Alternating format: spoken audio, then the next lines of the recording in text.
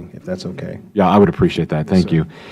Next, I'd like to turn your attention to back to the budget proposal specifically related to the gas tax increase proposed by the administration. You know, I look to I hearken back to the comments the President made a few years ago when he said, quote, "In an economy that relies so heavily on oil, rising prices at the pump affect everybody. Businesses see rising prices at the pump hurting their bottom line.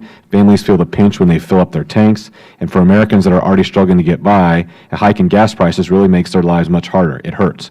If you're somebody that works in a relatively low-wage job and you've got to commute to work, it takes up a big chunk of your income.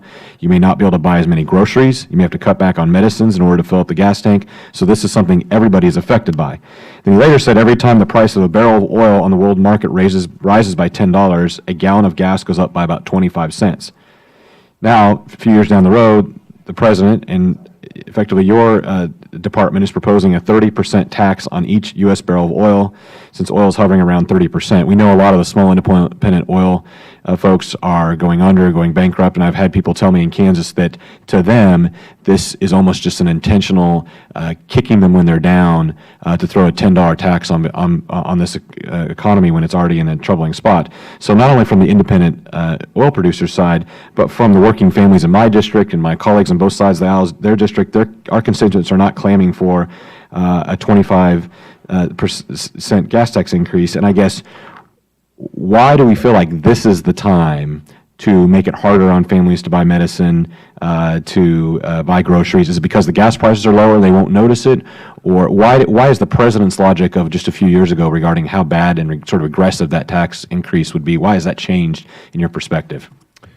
Well, I think the President recognizes that these same families that you and I both and he are also concerned with are paying an invisible tax today. The tax of a car running over a pothole and the axle breaking, and now they've got to go pay for a huge repair or new tires or what have you. And these costs are being visited on by every American family. So the idea is that if we make an investment in creating better conditions on our roadways and creating more options for people to travel that are perhaps lower cost, that we can actually lower the overall impact on people's lives and create more mobility in the process. But that's not really a new concern. I mean, that's been a concern I'm assuming the administration's had for many years, this committee has had, and we are all working. I mean, that's your top priority each day, is to make sure we have, smooth surface transportation. It just seems to be, given the status of the oil markets and where many of these companies are, it comes at a really time. And people tell you, they're saying this feel like they're kicking us while we're down. In addition, it's still pretty hard on a lot of working families. So I guess I just don't understand why this moment in the President's final budget submission, something so striking as this tax to come forward. And I guess I would be remiss if I didn't express those concerns to you, sir, while you're here before the committee.